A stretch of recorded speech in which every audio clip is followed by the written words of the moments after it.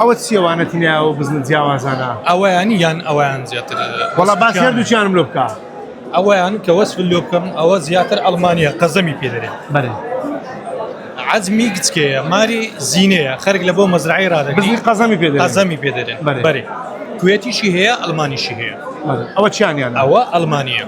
خەزەم فول گچکەیە ئاخیر عزمی گچکەیتی یعنی لەو بزنە گچکەتێنێ لە دنیا هەیە بەس لە دەوڵەتەکان ڕادێت لە کوردستان گچکەتێنیانەوە نییە ئەو ئاخر عزمی گچکەیتی ئەدی ئەویان چنەوە ئەویان سەلالی بەربەری پێدەرێن بەڵێ بە کوردەکەی معنای خەنزەریە ینی سەلالی کە بەربەری پێدەگوتری بە عربی پێدەگوتری سەلالی بەربەری بەس بە کوردی ئەمە پێدەرێن بەسمایان پێدەرێن خەنزەری لەبەر جوچکەکانی ئەوەش ئەوها حەزمیان گچکەیە نه ئەو عزمی گەورەترا بە خۆی خەرک لە بۆ زینەی لە زیاد مامزی ڕدەگریت لە مەزرعی ڕدەگری زیاتر ئەو خەرکانە کە دەیکردن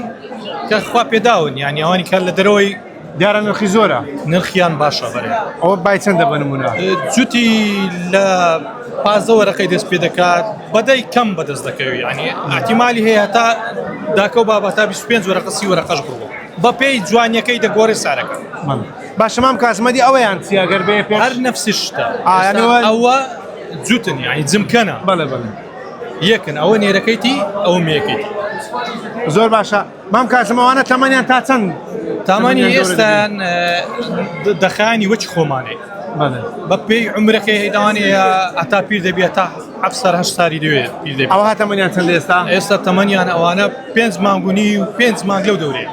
لەک بەجێرەی تەمەنیان گەورە دەبن بەجێرەی تەمەنیان گەورە دەبێت بەس نەک وەچی خۆمانەی ینی بەرین دەبن باڵیان بەرز نابی برێک لەوەی بەرزتر دەبی ئەو نەوەی بە زیاتر بەرین دەبیت ئەدی ئەو زۆریان ئەو جۆریان بەرزەکەی کەم زۆر کەم بەرز دەبێت یعنی ئەوە قەزەمی تەواوە کەمتر بەرز دەبێت بەس لە بۆ زینەی زیاتر بنین هەیە تەماعی لەوەیدا لە زیاد مامزی بەکاردێنی ئەو نوعیدا مام کاسمە تو لە خۆشی خۆت ئەوانە